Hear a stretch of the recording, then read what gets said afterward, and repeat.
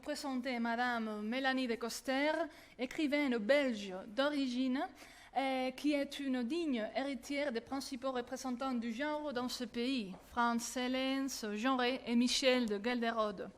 Si l'on prend en compte la chronologie, de Coster a publié son premier livre en 2003 intitulé « On devrait toujours choisir sa famille ». Cependant, je crois que je ne me tromperai pas si j'affirmais que pour elle, l'écriture du fantastique suppose une constante vitale et artistique, car c'est à 11 ans qu'elle a écrit son premier récit fantastique, et parce que malgré le fait que toute sa production soit apparemment hétérogène, c'est le très fantastique dont on a déjà parlé, c'est le très fantastique qui devient un fil conducteur. Elle s'approprie du fantastique comme un mode d'écriture, une approche ou une nuance qui surajoute aux intrigues principales le feu de mystère, d'élévation ou de la fascination. Elle est l'auteur de « On devrait toujours choisir sa famille », publié en 2003, « De l'autre côté du monde », publié en 2006, et « Les secrets du vent », publié en 2014. Aujourd'hui, elle va nous présenter une conférence dont le titre s'avère déjà très appétissant. Existe-t-il une littérature fantastique exclusivement pour la jeunesse? Donc, je réitère mes remerciements et je vous cède la parole. Merci. Merci beaucoup. Donc, on m'a demandé de faire un peu court parce qu'on a déjà perdu beaucoup de temps. Donc, je vais essayer de ne pas trop prolonger la conférence. Donc, en effet, la question que je me posais aujourd'hui, c'est s'il existe réellement une littérature fantastique pour la jeunesse. Donc, pour cela, on va d'abord peut-être commencer par déterminer qu'est-ce que la littérature fantastique et qu'est-ce que la jeunesse. J'avais prévu de vous parler de Todorov, dont on a déjà beaucoup parlé depuis tout à l'heure, et de vous montrer sa définition à lui du fantastique. Je vais vous la lire rapidement. Ça vous permettra un peu de savoir ce qu'est pour lui le fantastique et un peu ce que ça représente aussi pour moi. Donc Todorov, il a écrit ce texte en 1970, c'est-à-dire bien longtemps après ce qu'on appelle en France l'âge d'or du fantastique, qui reprend notamment Maupassant, dont on a déjà parlé, et d'autres auteurs, Théophile Gautier, etc. Todorov disait « Dans un monde qui est bien le nôtre, celui que nous connaissons, sans diable, sylphide ni vampire, se produit un événement qui ne peut s'expliquer par les lois de ce même monde familier. Celui qui perçoit l'événement doit opter pour l'une des deux solutions possibles. Ou bien il s'agit d'une illusion des sens, d'un produit de l'imagination, et les lois du monde restent alors ce qu'elles sont, ou bien l'événement a réellement eu lieu, il est partie intégrante de la réalité, mais alors cette réalité est régie par des lois inconnues de tous. Donc, ou bien le diable est une illusion, un être imaginaire, ou bien il existe réellement, tout comme les autres êtres vivants, avec cette réserve qu'on le rencontre rarement. Le fantastique occupe le temps de cette incertitude. Dès qu'on choisit l'une ou l'autre réponse, on quitte le fantastique pour entrer dans un genre voisin, l'étrange ou le merveilleux. Le fantastique, c'est l'hésitation éprouvée par un être qui ne connaît que les lois naturelles face à un événement en apparence surnaturel. Donc ça reprenait ce qu'on disait tout à l'heure en disant que c'est peut-être juste un moment pour Todorov. Et c'est vrai que cette définition a été remise en question par beaucoup de critiques qui sont beaucoup plus compétents que moi sur la littérature fantastique et qui disent que le fantastique peut peut-être sortir, s'élargir un petit peu de ce cadre. Donc moi, c'est vrai que j'aime beaucoup cette idée d'hésitation liée au fantastique. J'aime bien aussi justement ce qui permet de la relier à nos vies, à faire la différence entre ce qui est le fantastique, ce qui est le réel, l'irréel, voilà, tout ce qui se met en jeu en fait dès qu'on parle du fantastique. Aujourd'hui, on va voir que le fantastique, on va l'élargir un petit peu. Ça va être aussi bien le merveilleux, aussi bien la science-fiction, aussi bien la fantaisie. Parce que quand on rentre dans une librairie, dans une bibliothèque, il y a rarement des rayons très définis pour séparer ces différents genres. On va avoir un seul rayon, il va y avoir tout le fantastique qui va être mis ensemble. J'avais notamment vu une saga littéraire qui était fantastico-historique, et on voyait les premiers tomes dans le rayon historique, les autres tomes dans le rayon fantastique, et du coup c'était un petit peu difficile de savoir où il fallait chercher les titres. Et c'est là que je me suis dit que c'était peut-être plus simple finalement de mettre juste les titres par auteur que de s'interroger, de faire plein de sous-catégories pour la littérature. On va donc voir un petit peu aussi du coup ce que c'est la littérature jeunesse, donc en dehors du fantastique. Et on voit que justement dans la littérature jeunesse, les genres littéraires sont beaucoup plus flous. Il y a José Larté-Geffard qui s'est notamment penché sur le roman pour adolescents, qui note qu'à l'intérieur des collections jeunesse, les catégories sont beaucoup plus floues que dans les collections adultes. Donc tout ce qui tourne autour de l'étrange, autour du surnaturel, dont on a parlé tout à l'heure, c'est du fantastique, que ce soit du merveilleux ou de la science-fiction. Donc on peut ainsi imaginer un titre qui se place sur une planète étrangère où il y a des sylphides, donc on va reprendre un peu plein de thèmes différents, il se passe des choses étranges, et ça peut être du fantastique pour la jeunesse. Donc la littérature fantastique jeunesse ouvre beaucoup plus de possibilités finalement pour les auteurs que la littérature adulte qui est très codifiée, où parfois dès qu'on sort du registre, c'est un petit peu difficile de trouver une maison d'édition qui va suivre.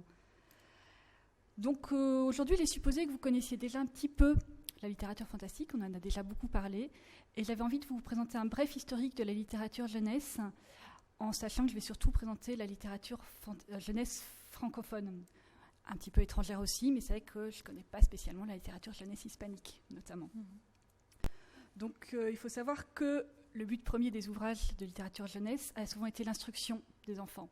Donc il y avait des histoires pieuses, parce que la foi faisait beaucoup partie de ce qu'on enseignait aux enfants, beaucoup de morale très importante. Un des premiers livres illustrés pour enfants, c'est l'Orbis Pictus, que vous voyez là, qui est un livre d'origine tchèque de Jan Amos Komeniklus, et c'était un traité de morale qui s'inspirait de dialogues entre un maître et un élève, un peu à la manière de Socrate ou de Platon, voilà ce qu'on a pu voir dans la littérature antique.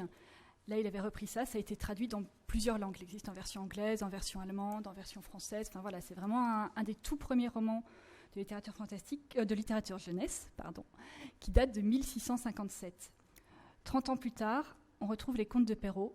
Donc on a parlé tout à l'heure, un petit peu aussi, avec le Petit Poucet. Là, c'était les contes de ma mère Loi, donc qui est un recueil de différents contes. Ce qu'il faut savoir, c'est que ces contes étaient beaucoup lus en fait par des adultes dans les salons. Ils se divertissaient en lisant ces contes. C'était pas spécialement destiné aux enfants à la base, contrairement à ce que c'est devenu entre-temps, où maintenant le Petit Poucet, c'est pas vraiment des adultes qui vont le lire, par exemple. Ça va vraiment être destiné plutôt aux adultes. Mais ce qui caractérisait ces contes, c'était vraiment qu'il y avait une morale assez importante. On cherchait à faire passer un message pour apprendre aux enfants où était le bien, où était le mal, ne pas se promener dans la forêt, ne pas mentir, des choses comme ça. On va avoir, après, plusieurs choses qui vont continuer au niveau de la littérature fantastique. Les premiers périodiques en France au XVIIIe siècle, et puis de nombreux auteurs au XIXe siècle. Vous avez ici La Comtesse de Ségur avec Les Malheurs de Sophie, que vous connaissez peut-être aussi, Hector Malot qui écrit Sans famille, et si on part plus dans la littérature anglophone, on a Louisa May Alcott avec Les 4 filles du Docteur Marsh ou Little Women, qui présentent là réellement des héros qui sont plus des enfants, mais où il faut toujours que ça se finisse bien quand même, qu'il y ait une morale, et les adultes qui sont présentés sont soit très donneurs de leçons, soit très méchants. C'est le cas notamment, par exemple, avec Dickens. On va avoir des adultes qui ne sont pas toujours de très bons exemples. Au XXe siècle, les adultes qui commencent à disparaître de la scène dans la littérature enfantine. On va avoir des titres comme Le Club des 5 ou Alice, où là, ce sont vraiment les enfants qui vivent des aventures. Les adultes ne sont pas du tout au courant de ce qui se passe. Et voilà, ils restent totalement en dehors de tout ce qui se passe. Et le champ des sujets s'élargit petit à petit, mais le fantastique reste quand même très ignoré encore de la littérature enfantine à l'époque. On va avoir éventuellement des univers parallèles, par exemple avec les chroniques de Narnia, qui vont commencer à apparaître, où le fantastique va commencer à venir, mais ce n'est pas la majeure partie de la production. Ce n'est plus tout à fait le cas de nos jours. De nos jours, on a encore les thèmes de la vie quotidienne qui apparaissent, mais une appétence de plus en plus forte pour le fantastique. Les bibliothécaires, notamment, signalent dans les bibliothèques, c'est les ouvrages fantastiques qui sortent le plus dans les rayons jeunesse. C'est ceux qui sont le plus empruntés. Et du coup, ça crée des initiatives originales. On a par exemple Verte de Marie Desplechin, qui parle du problème du divorce dans une famille de sorcières. Donc voilà, ça mêle un petit peu des thématiques réelles, des thématiques que les enfants peuvent connaître, et des thématiques un peu plus fantastiques. On a donc des choses qui deviennent un peu plus commerciales et des sujets aussi qui viennent et qui reviennent, comme il y a eu les écoles de sorciers avec Harry Potter ou les vampires avec Twilight. C'est des choses qui reviennent. On parle d'ailleurs de plus en plus en littérature fantastique jeunesse de saga maintenant, ce qui était avant plutôt relié à la fantasy, au point que les jeunes lecteurs vont parler de saison pour les ouvrages de littérature, comme ils peuvent en parler pour une série télé. Ils font, les sagas, pour eux, ça devient différentes saisons. Et Verte, qui est là, on est d'ailleurs à son 3e tome actuellement. Donc voilà. Et on va laisser un peu à côté pour l'instant les questions et les commentaires parce qu'il y a, si je ne me trompe pas, et je vais croiser les doigts, il y a notre conférencier qui nous attend virtuellement de l'autre côté du monde, au Canada, et on accumule déjà beaucoup de retard. Donc si ça ne vous dérange pas, madame, on va laisser les questions et les commentaires pour vous un peu pour la fin. Et maintenant, s'il vous plaît, pouvez venir echarme una mano. On va essayer, Madame Gallego, vous m'accompagnez ici, on va essayer de faire alors la connexion avec le Canada pour continuer avec une communication sur les fantastiques canadiens actuels. Donc, si je ne me trompe pas, il faut brancher les câbles ici, ¿no? Bueno, tal en español, mejor. Desenchúfame eso. Vamos a ponerlo aquí.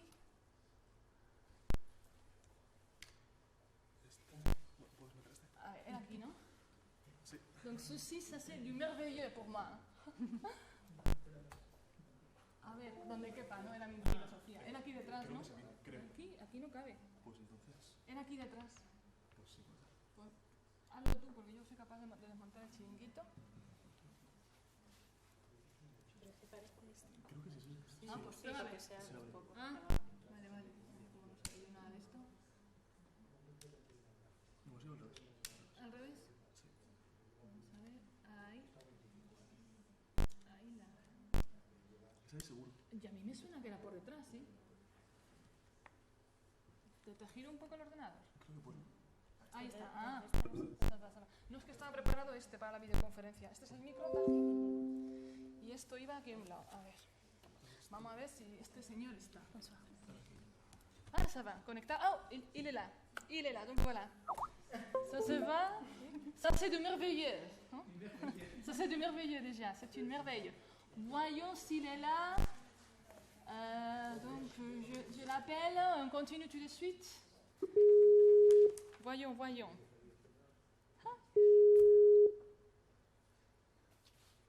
Ah, voilà. Est-ce qu'il nous voit comme cela? Bonjour. Oui, bonjour, désolé. Oui, j'arrive. Je suis là. Bonjour. Non, j'arrive Désolé du petit à retard, deux pas monsieur d'ici. Berischi. Non, j'étais là. Oui, bonjour. Donc, on vous voit ici. Donc, ça va. Est-ce que vous nous écoutez? Oui, je vous entends très très bien. Alors, parfait. Bon, désolé tout d'abord du petit retard que nous avons eu. Il y avait beaucoup de choses à dire, mais je suis sûre en effet que votre contribution va être aussi tellement précieuse. Oh, je vais essayer. Alors. Je vais essayer de brosser un tableau aussi vaste que ce qu'il est déjà, mais enfin. Bon, d'accord, parfait. Alors, je vous présente juste à mes côtés, juste à côté de moi, il y a Madame Gallego, qui va être la modératrice de cette session. Donc, je vous laisse avec elle. Et bon, je crois que c'est tout, si vous êtes prêts. Oui, merci beaucoup. Oui, bonjour, Monsieur Berischi. Oui, bonjour. Et bienvenue à l'Université de Castilla-La Mancha dans le cadre merci beaucoup. des journées de littérature fantastique hispano-francophone. Et je ne sais pas si on peut tourner l'ordinateur ou... Ça, c'est le technicien qui doit le dire. Oui. ¿Podemos girar el ordenador para que vea la gente? Mejor no, ¿no? Je sais pas. ¿Giramos el ordenador? Ou on le laisse comme ça? Alors, par prudence, on les laisse ainsi. Est-ce que vous pouvez lever le rideau, s'il vous plaît, pour qu'on puisse vous voir un peu plus clairement? Non, les lumières, les lumières ici. Justement. Ah, je ferme les rideaux? Comme celui-là, oui. Oui. C'est pas s'ouvrir, en effet, se fermer.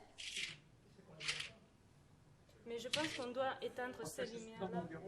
Apparaît ça. Ah.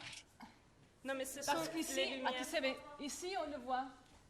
À l'ordinateur, on le voit bien. À l'ordinateur, on vous voit, mais sur l'écran, Monsieur Berischi, on ne vous voit pas clairement. Est-ce que vous savez peut-être une lampe qui vous donne de la lumière directe sur votre visage? Ah, ça doit être ma lumière. C'est la lumière. Désolé. Parce que vous voyez, sinon on devine.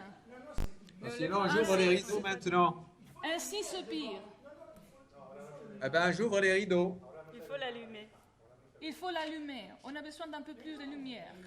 Voilà, mais je pense que c'est des rideaux qu'il faut ouvrir, justement. Ainsi, ça va? peut-être- ça, je ne compte pas. Peut-être la C'est lumière, pire, hein. la lumière naturelle est meilleure que l'artificielle. Donc, vous n'avez pas peut-être une lampe à côté de vous? Si, si. Eso le estoy preguntando, que si tiene una lámpara. Ah oui, c'est ça, c'est son visage. Oui. Ah, mais voyons maintenant si ça marche un peu mieux. Bon, comme si, comme ça. Quand même, Oui, mais vous on vous pouvez écoute, l'écouter. donc ça va. Est-ce que c'est correct comme ça? Bah oui, ça peut y aller. Oui, c'est mieux. C'est mieux. Donc on recommence. Alors je vous représente, hein, je vous Oui. présente à nouveau Madame Gallego et voilà. Mais je veux vous présenter Monsieur Berrichi. Alors, Boussa Berrichi, il est né en Kabylie, en Algérie.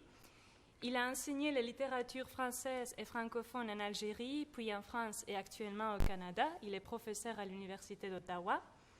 Il est docteur en lettres et littérature comparée et chercheur dans les domaines berbères ou amaziques. Ces domaines d'enseignement et de recherche sont la littérature comparée, récits de voyage, théorie littéraire et genre, études culturelles et traductions, théorie postcoloniale et études transinterculturelles, littérature au féminin, parmi d'autres.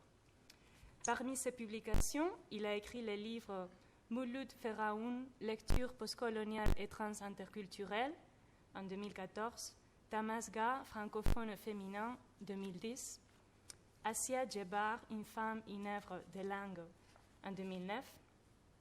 Il a écrit plus d'une centaine d'articles scientifiques dans des ouvrages collectifs et dans des revues universitaires et d'autres articles dans des revues et presse écrites pour un public général. Donc, je vous remercie pour votre présence ici aujourd'hui avec nous et il va nous parler du fantastique canadien actuel. Bon. Oui. Monsieur Berrichi, juste une petite précision. Vous disposez de 20 minutes, d'accord? Oui, je vais essayer. Ça va, Je vais c'est essayer gentil. d'y aller droit au but. Bah, merci pour cette longue présentation, même si je pense que bon, vous avez fait certainement une présentation assez détaillée. Mais en fait, le plus important, en fait, c'est de conférer avec vous et ça me fait plaisir justement de le faire aujourd'hui. Et merci pour l'invitation. Et voilà, donc j'ai pas eu malheureusement l'avantage de vous écouter, d'écouter les collègues. J'aurais aimé, comme ça va enrichir et surtout m'apprendre beaucoup de choses parce qu'on apprend beaucoup chez nos collègues, quel que soit leur domaine, etc. Donc je vais essayer de brosser vraiment les axes et surtout les points les plus importants du fantastique canadien, francophone surtout, parce que si on englobe aussi le fantastique anglophone, ça va être encore plus compliqué et plus complexe pour des raisons que nous connaissons, à savoir qu'il y a une production très très importante du côté anglophone et le champ littéraire anglophone est beaucoup plus encore autonome et beaucoup plus vaste que celui qui existe en français pour des raisons à la fois historiques mais aussi le poids démographique du côté anglophone. Donc, je vais voir rapidement une sorte d'introduction au fantastique canadien. Ça sous-entend bien sûr francophone. Le champ littéraire canadien francophone, encore là, on parlera de ce qui se publie, de ce qui a été publié en français, et l'imbrication du fantastique et de la science-fiction dans la littérature canadienne francophone, parce que au Canada, en fait, on ne parle pas du fantastique comme genre à part, mais il y a en fait, le fantastique et la science-fiction sont mêlés. Sont mêlés pour des raisons à la fois historiques, mais aussi du champ littéraire francophone, mais d'une façon générale nord-américain, pour plusieurs raisons. Peut-être on aura l'occasion de revenir sur ces raisons, enfin certaines raisons. Ensuite, les influences du conte populaire et merveilleux ou le fantastique science-fiction. Analyse de quelques exemples de textes, mais là encore, peut-être j'exagère le terme analyse, mais ça va être une lecture un peu de quelques textes, mais peut-être un ou deux représentatifs de cette littérature qui est revenue en fait sur scène, sur le champ littéraire, même si c'est une littérature très ancienne, épuisée bien sûr du terroir. Il y a eu des remariages, des familles recomposées, tout ça, toujours avec la thématique des sorcières qui est un peu présentée en même temps. Et ce qui fait que du coup, comme il y a beaucoup plus de production en littérature, on a créé la littérature young adulte pour les jeunes qui sont un petit peu plus âgés que les lecteurs de Vertes, qui vont avoir plutôt vers une quinzaine d'années. Et on a même des librairies qui présentent des rayons entiers dédiés à la littérature young adulte. Donc il y a la littérature jeunesse, la littérature adulte et celle qui vient entre les deux, la littérature young adulte. Donc c'est un phénomène qui est relativement récent en France, qu'il est un petit peu moins aux États-Unis parce que la bibliothèque de Los Angeles avait créé déjà un Teenscape, donc un rayon vraiment pour les adolescents, dès les années 90. Et c'était donc destiné pour les jeunes de 12 à 18 ans. Mais la littérature young adulte, il faut savoir qu'elle n'est pas vue de la même manière ou comprise de la même manière, justement, selon les pays. Cécile Van de Velde dit par exemple qu'en Angleterre, la littérature young adulte concerne essentiellement des jeunes de 15 à 25 ans. Aux États-Unis, c'est plutôt de la fin du lycée, de la fin de l'adolescence, donc vers 17 ans, jusqu'à la 3e année de licence à peu près. Donc c'est 17-22 ans, ce n'est pas tout à fait les mêmes âges, même si ça se regroupe. En France, c'est un petit peu plus flou par rapport aux catégories. On ne sait pas trop, les maisons d'édition hésitent. Il y en a qui le sociologue Olivier Galland, qui vont parler des 18-30 ans. Donc c'est déjà beaucoup plus. En général, c'est vrai qu'on parle entre 15 et 30 ans en France pour la littérature young adulte, ou ce qu'on appelle aussi littérature cross-âge, donc qui mélange les âges. Donc c'est vrai que les titres qui sont traduits, par exemple, de l'étranger pour les lecteurs français ne vont pas toujours correspondre à ce qu'ils attendent ou à ce qu'ils ont envie de connaître. Donc ça reste très flou au niveau des catégories. Donc maintenant qu'on a un peu vu tout ça, la question que je vais me poser aussi, c'est quel type de livre, justement, on trouve en littérature jeunesse fantastique. Et en fait, j'ai remarqué qu'un ouvrage est systématiquement catalogué comme ouvrage jeunesse dès que ses personnages ont moins de 18 ans. À ce moment-là, c'est simple. Ils peuvent vivre des événements très violents, se battre, voir leurs parents mourir, connaître la guerre, porter le sort de l'humanité sur leurs épaules. Dès qu'ils ont moins de 18 ans, c'est pour les enfants. C'est quand même assez récent, parce que si on reprend ne serait-ce qu'une vingtaine d'années en arrière, des titres comme Ça de Stephen King ou La stratégie Under d'Orson Scott Card, qui présentaient des personnages jeunes, on les destinait plutôt à un public adulte. Maintenant, on voit des titres comme Hunger Games ou Divergente, où on voit des jeunes se battre, être transformés en monstres de cauchemar, voir leurs parents mourir, et on considère que ça peut être pour les adolescents, et que c'est moins effrayant qu'un monstre déguisé en clown qui se cache dans les égouts d'une ville, pour comparer à ça de Stephen King. D'après moi, c'est un petit peu aussi agressif dans les deux sens, dans un cas comme dans l'autre. Et c'est vrai que ce qui fait qu'on a dessiné que ces ouvrages étaient plus destinés à la jeunesse, c'est qu'il y a un véritable engouement depuis quelques années pour la littérature jeunesse et des chiffres des ventes qui ont considérablement augmenté pour ce style de littérature. Ça a commencé dans les années 90 avec Les Chairs de poule de R.L. Stein, du moins en France, qui ont été des romans de série, mais qui ont vraiment fait connaître le fantastique et fait amener le fantastique pour les jeunes. À l'époque, il n'y avait pas de collection dédiée à la littérature fantastique pour la jeunesse. Et c'est pas spécialement de la littérature haut de gamme, Les Chairs de poule. D'ailleurs, on voit que le film, qui a été adapté récemment, reprend les personnages de plusieurs livres pour en faire un seul film. Donc on voit bien qu'il n'y a pas de titre qui sort de l'ordinaire, qui est plus imposant que les autres, plus intéressant. Néanmoins, ce succès commercial a ouvert la porte après à d'autres littératures fantastiques, dont Harry Potter, dont on parlait tout à l'heure. C'est à partir de là qu'on a commencé à pouvoir présenter de la littérature fantastique de manière beaucoup plus importante. Ce qui est intéressant avec J.K. Rowling, c'est justement de voir que ces lecteurs, ce n'étaient pas que les enfants, c'est un peu une des premières fois où les adultes ont commencé à lire ouvertement de la littérature fantastique pour enfants, à ne plus avoir envie de s'en cacher. On les voyait dans le métro en train de lire Harry Potter, on les voyait se rendre aux ouvertures, faire la file pour être le premier à acheter le nouveau tome qui sortait en nocturne. C'était assez impressionnant et c'est assez rare que ça se passe pour la littérature jeunesse jusque-là. Donc tout ça c'est bien, ça fait lire les plus jeunes, mais il ne faut pas oublier que c'est avant tout une affaire commerciale en fait au départ. On voit que le chiffre de la littérature jeunesse est en augmentation. Il est passé de 203 millions, donc c'est ce que vous voyez en bleu, en 2000, 203 millions d'euros de ventes à 372,8 millions en 2011. Donc ça a presque doublé en seulement 10 ans. C'est d'ailleurs une des seules qui augmente.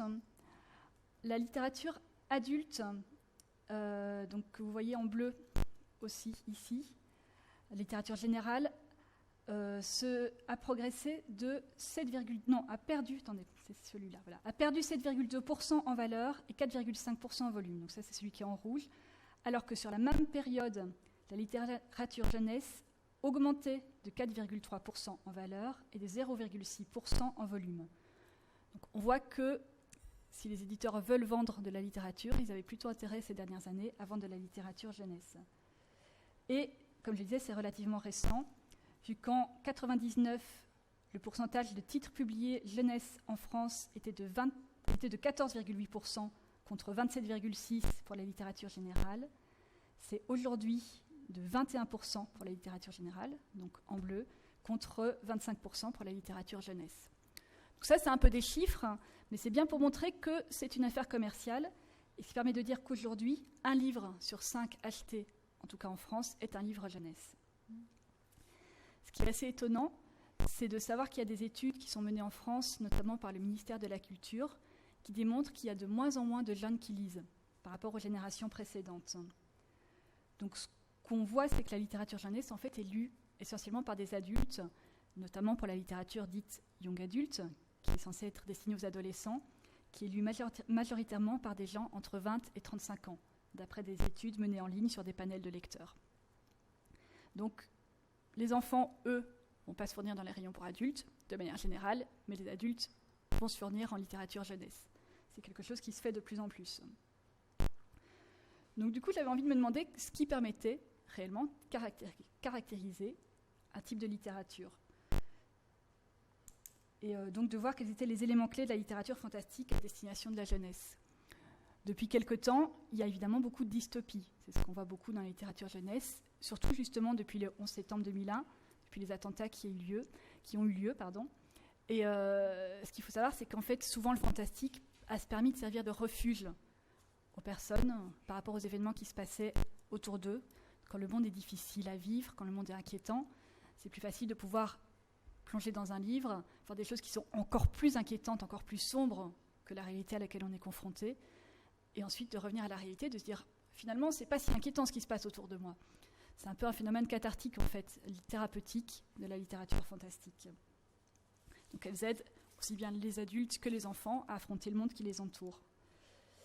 Ce qui est intéressant toujours, c'est que la littérature dystopique, ça existait déjà avant qu'on l'identifie à la littérature jeunesse. On avait 1984 ou Le meilleur des mondes. Aujourd'hui, ce sont devenus des classiques. Peu de gens considèrent que la littérature young adulte actuelle puisse contenir des futurs classiques de la littérature. On ne peut pas savoir. Il y a tellement de productions, il y a forcément des perles à l'intérieur de toute cette production, comme il y a des choses qui sont moins intéressantes. Et ce qui m'intéresse, moi, c'est de voir justement qu'on considère que jeunesse à cause de l'âge des personnages. Par exemple, si on prend La Croisée des mondes de Philippe Pullman, on a directement présenté ce roman comme destiné aux jeunes lecteurs. Après tout, les personnages ont 10 ans, il y a des ours qui parlent, il y a des sorcières, il y a des amis imaginaires qui deviennent visibles. Donc tout ça pourrait permettre de considérer que c'est de la littérature pour enfants. Mais c'est laisser de côté tout un pan de ces livres où il y a quand même toute une thématique sur la théologie qui est assez importante, un débat théologique assez approfondi et qui est totalement hors de portée des enfants. Quand on arrive au dernier tome qui est Le miroir d'ambre, en général, les enfants sont perdus et ne comprennent plus du tout ce qui se passe dans le livre. Et pour moi, c'est un ouvrage justement qui est assez hybride, je dirais à la croisée des âges en fait, dont le début va plus intéresser les enfants, puisque les adultes peuvent se sentir un peu dépassés par cet univers, alors que la fin, c'est les enfants qui vont être dépassés. Ce qui pour moi me prouve bien que classer un roman, une série de romans par rapport à l'âge de ses lecteurs, c'est en fait une aberration, parce qu'un roman peut aussi bien être lu par des enfants que par des adultes. Je voulais justement vous parler un peu de ma propre expérience en tant qu'auteur et de cette classification qui parfois peut gêner. Moi, j'aime bien écrire des romans sur des personnages qui sont jeunes, des adolescents, des enfants, parce que c'est un âge en pleine construction. Ils sont en plein développement, ils sont sur un cheminement qui est assez intéressant. Mais ça ne veut pas dire que ce que je vais leur faire vivre va être spécialement destiné aux enfants. Il peut y avoir des scènes très violentes. Dans mon roman De l'autre côté des mondes, je raconte une scène où ils sont confrontés presque à une scène de lynchage à l'intérieur d'un café qui a choqué beaucoup de lecteurs, qui est importante par rapport à l'évolution des personnages, mais qui n'est clairement pas destinée aux enfants. Or, comme mon personnage sont adolescents, la plupart des éditeurs considèrent que c'est un roman pour adolescents, et ça pose des soucis. Si ce roman, qui avait choisi des personnages adultes, il aurait été publié en littérature fantastique pour adultes, la question ne serait pas posée par rapport à cette scène. Ça prouve un souci de compréhension en fait par rapport à l'âge des lecteurs. Et je trouve assez caractéristique d'ailleurs que sur un livre, on mette à partir de tel âge, alors que pour un film, on va mettre interdit au moins de tel âge. Comme si la violence ou les scènes un petit peu choquantes le sont moins si elles sont littéraires que si elles sont filmées. C'est vrai que je trouve ça assez paradoxal en fait, qui montre bien qu'il y a une manière de percevoir la littérature qui reste un petit peu étrange et un peu où on se dit c'est moins grave si ça se passe dans un livre. Et je trouve que c'est vrai que le critère de la violence n'est pas assez souvent pris en ligne de compte par rapport aux romans qu'on voit. Il y a par exemple, j'ai parlé de Divergent tout à l'heure, il y a aussi Maintenant c'est ma vie de Microsoft, qui est publié en France dans une maison d'édition, collection pour adolescents. Ça parle de guerre, ça parle d'inceste. C'est des choses quand même qui sont assez lourdes à porter pour des enfants, même pour des adolescents. Mais c'est pas grave, les personnages sont jeunes, ça peut être pour eux. Voilà, la frontière pour moi, elle est parfois un petit peu tendancieuse par rapport à tout ce qui se passe. Donc je me suis dit, c'est peut-être pas seulement l'âge des personnages qui permet aux éditeurs de définir c'est pour les enfants, c'est peut-être aussi à cause du vocabulaire. C'est vrai que souvent, les romans pour enfants, pour adolescents, c'est des phrases courtes, du vocabulaire assez simple, des mots qui ne sont pas très difficiles à comprendre. Et c'est vrai qu'en France, la production elle reste encore assez limitée, donc on a affaire à beaucoup de traductions. Mais il faut aussi savoir qu'il ne faut pas toujours se fier uniquement aux traductions. Je pense notamment, là en littérature pour adultes, à Game of Thrones de R.R. Martin, où la première traduction francophone était très très alambiquée, avec des phrases très longues, un vocabulaire médiéval vraiment très très approfondi, qui n'était pas très agréable à lire, alors que la version anglaise est beaucoup plus fluide, beaucoup plus facile à lire. Et donc on voit que la traduction ne correspond pas à ce que l'auteur avait écrit. Ce qui a pu gêner d'ailleurs les lecteurs, et ce qui fait qu'il y a une deuxième traduction qui est apparue en France récemment, qui correspond plus au texte original. Je me dis que cette différence de traduction, elle peut exister aussi pour la littérature jeunesse actuellement, surtout face à la surproduction qui existe, qui fait que les traductions sont parfois faites très très rapidement. Donc parfois on peut se poser des questions pour savoir si ça colle réellement à ce que l'auteur avait écrit. Il y a peut-être aussi une volonté éditoriale réellement de simplifier les textes pour les lecteurs. On a des textes en France, notamment Le Club des 5 ou La Comtesse de Ségur dont on parlait tout à l'heure, qui ont été réédités récemment dans des versions simplifiées, avec une conjugaison plus simple, c'est-à-dire il y a plus de présent, moins de passé simple, moins de temps compliqué pour les enfants, des descriptions plus courtes, parce que les enfants, les descriptions trop longues, ça va être trop compliqué pour eux. Donc il faut qu'on simplifie le texte.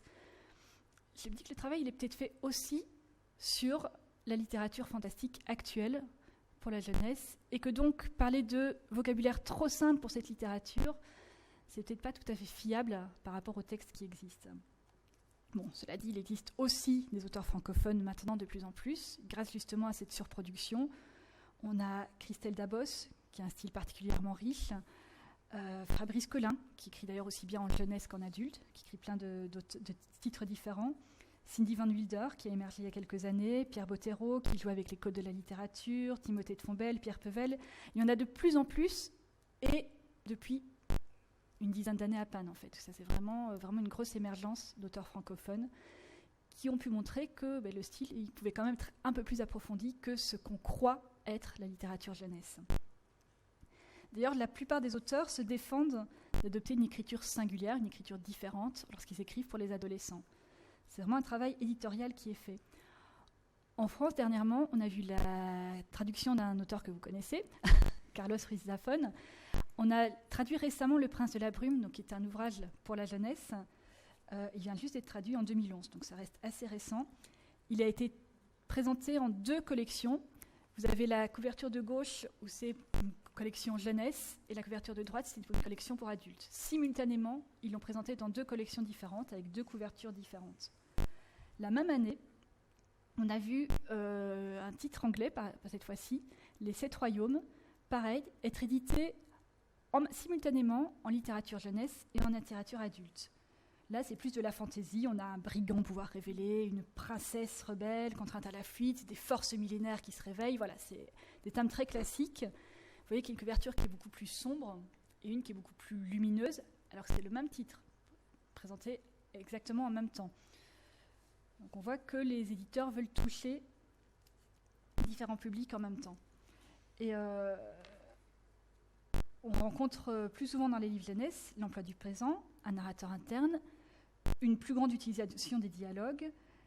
Ça ne veut pas dire que les thèmes soient différents par rapport à la littérature adulte. Il y a d'ailleurs un article publié en 2007 dans Le Monde des livres qui s'intitule « Un âge vraiment pas tendre » et qui s'interroge justement sur la noirceur de la littérature pour jeunesse, en se demandant si réellement ces livres sont destinés aux enfants parce que les thèmes abordés sont très très sombres.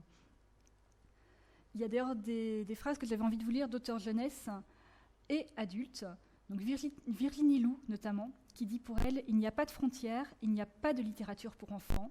Je ne suis pas un écrivain pour enfants, simplement j'écris. » Jean-Paul Nozière, qui est un autre auteur, qui dit « Je n'écris pas plus pour les adolescents que pour les grands-mères, les amateurs de bicyclettes ou tout autre groupe de lecteurs. » Voilà, ils n'écrivent pas spécialement pour les enfants et c'est juste une volonté des éditeurs de classer certains titres pour les enfants ou pas. Pardon. Donc je me suis dit, si la littérature jeunesse ne se définit pas par son contenu, peut-être qu'elle va se définir par ses lecteurs. Et dans son ouvrage « Lisez jeunesse », Déborah Damblon disait « La littérature pour adolescents et pour jeunes adultes est la seule d'ailleurs à être définie par son public plutôt que par son genre. » Je me suis donc intéressée à une typologie des lecteurs qui a été donnée en 1978 par Lionel Bélanger, qui disait pour lui, il y a 4 types de lecteurs. Ceux qui lisent essentiellement pour s'informer, qui lisent beaucoup, mais ils ne recherchent pas de plaisir, ils cherchent uniquement la lecture utilitaire. Ça va être par exemple les lecteurs de documentaires. Ce ne sont pas ceux-là qui vont lire de la littérature fantastique en général. Il y a ceux qui lisent en recherchant une jouissance intellectuelle, donc ils veulent mettre leur cerveau à contribution. S'il y a plaisir, c'est celui de comprendre, d'apprendre. En général, ça ne va pas non plus être ceux-là qui vont lire du fantastique, sauf ceux qui considèrent que des livres comme le Guide de survie en territoire zombie de Max Brooks peuvent leur servir réellement de manière pratique par la suite. Ils ne vont pas en général lire de littérature fantastique. On a ensuite ceux qui utilisent ce qu'ils retirent de la lecture pour mieux communiquer. Donc ce qu'il faut se rappeler, c'est que la lecture, c'est aussi un acte d'appartenance sociale. Et c'est là qu'on va retrouver tous ceux qui vont se rencontrer, par exemple, dans des journées comme aujourd'hui ou sur des colloques de littérature fantastique et qui vont parler des livres qu'ils connaissent. C'est aussi ceux qui vont s'exprimer sur les forums ou sur des blogs de lecture et qui vont être heureux d'être les premiers à dire qu'ils ont lu tes livres et à commenter entre eux ce qu'ils ont lu.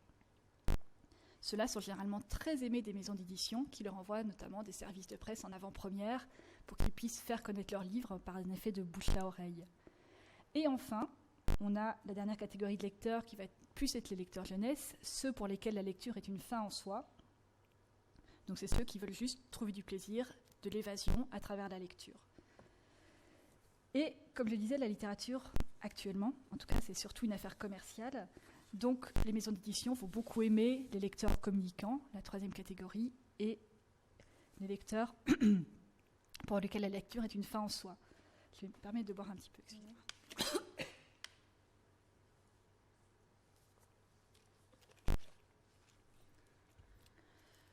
Donc les éditeurs envoient plein de services de presse aux blogueurs, ils vont leur envoyer tout ce qui presque est un arsenal marketing, des marque-pages, des cadeaux, des badges, tout ce qui va pouvoir montrer les livres et les faire connaître après, les faire vendre.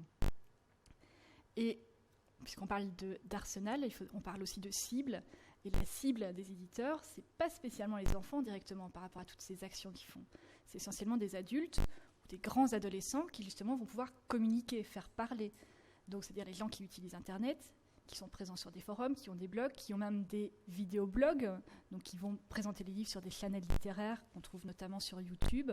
Tout cela vont être essentiellement touchés par les maisons d'édition. Donc on voit que les maisons d'édition veulent vendre des littératures jeunesse en s'adressant à des lecteurs adultes. Donc je trouve ça aussi un petit peu paradoxal. C'est assez intéressant de voir que ces lecteurs sont d'ailleurs assez participatifs. Par exemple, on a vu récemment en France U4, qui est une série de livres qui est parue, où ce sont 4 auteurs différents qui ont écrit, avec 4 personnages différents, des mêmes événements perçus donc par chacun de leurs personnages. C'est différentes versions d'une même histoire. Ils s'étaient juste mis d'accord sur les événements qui se déroulaient. Et ça a tellement bien marché que ils ont, sur les romans qu'ils ont envoyés aux lecteurs de blog, ils n'ont pas envoyé le même titre à chaque lecteur. Donc il y en avait qui recevaient le titre d'Yves Grevet ou d'autres le titre de Carole Trébor. Et un effet de collectionnite qui s'est mis en place parce que tout le monde voulait avoir les 4 tomes derrière. Et pour continuer à entretenir cette espèce de marketing d'effet viral, ils ont dernièrement lancé un concours de fanfiction. C'est-à-dire qu'ils ont proposé à des gens d'écrire des nouvelles qui prennent place dans l'univers de U4. Et ces nouvelles pourront être éditées dans un prochain recueil qui paraîtra avec des textes des auteurs originaux. Donc là, encore une fois, on voit bien que ce ne sont pas des jeunes lecteurs de 12 ans qui vont avoir une chance de pouvoir être édités.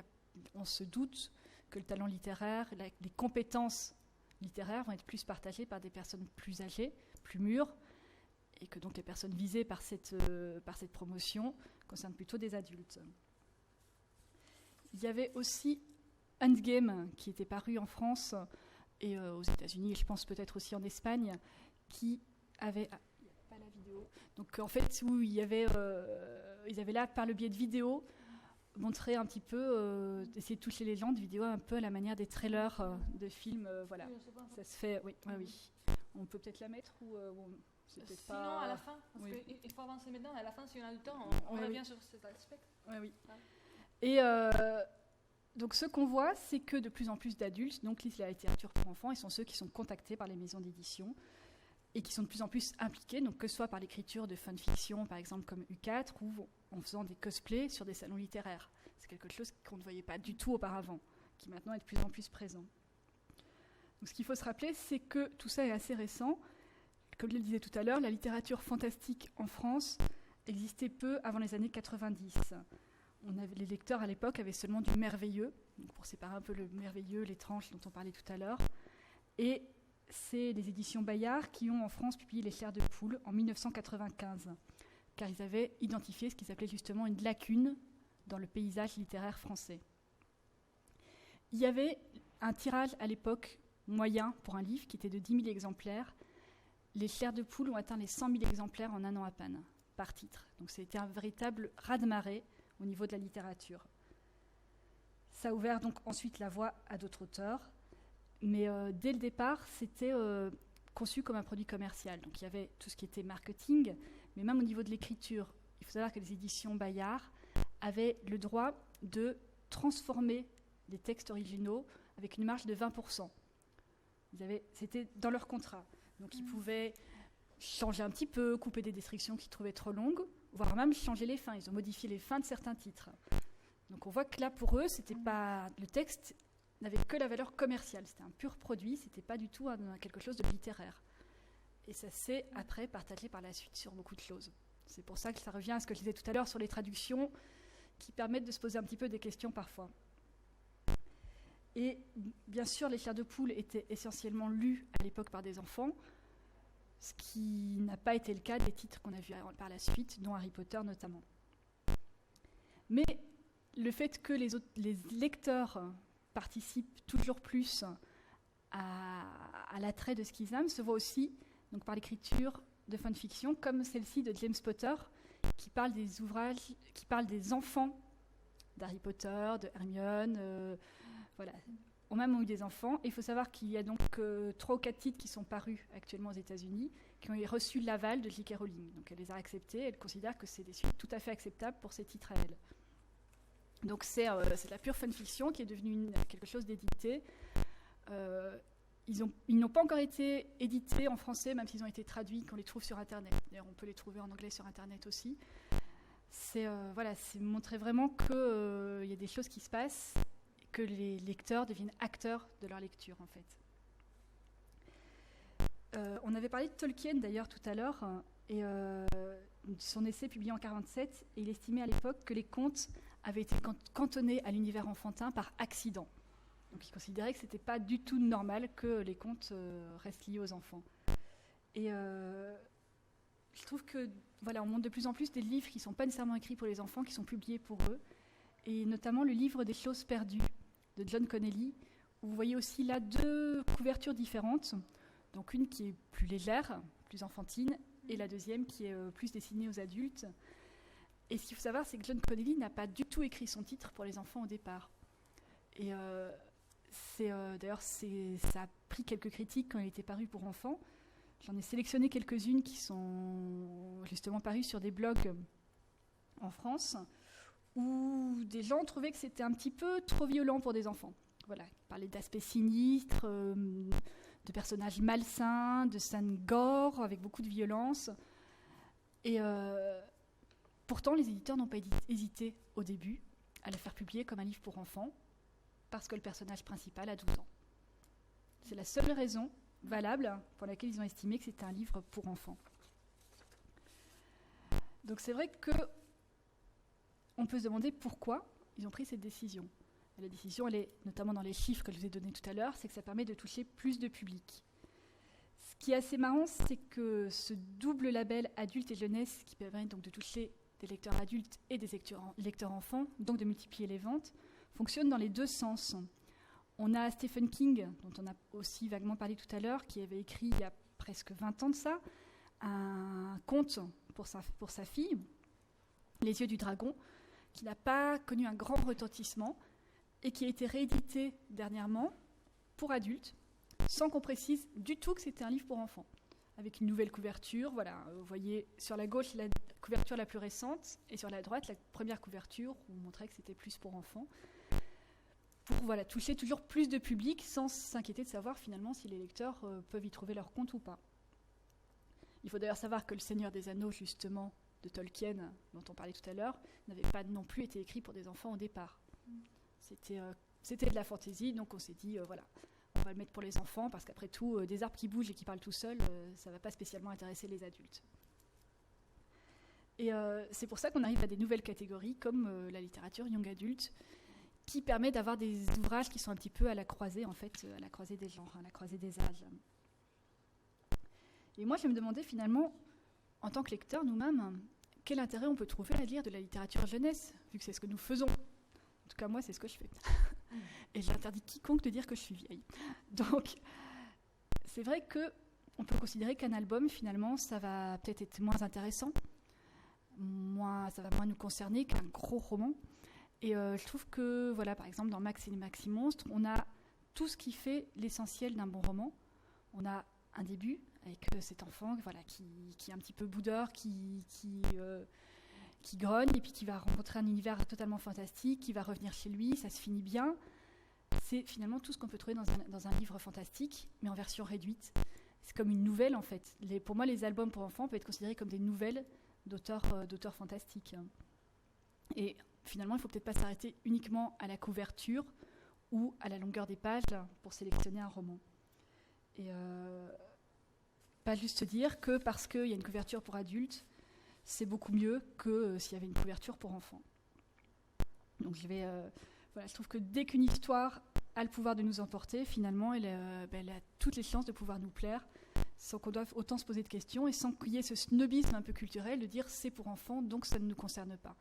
Parce que finalement, si on aime la littérature fantastique, qui est souvent dévaluée, qui est souvent rejetée, considérée comme une sous-littérature, je trouve dommage de considérer aussi la littérature pour enfants, la littérature jeunesse, comme une sous-littérature. C'est faire un peu cette même catégorisation qui est un petit peu limitée, d'après moi. Donc, j'avais juste envie de terminer sur cette petite phrase et finalement dire que face à un livre fantastique, nous sommes tous des enfants. Voilà.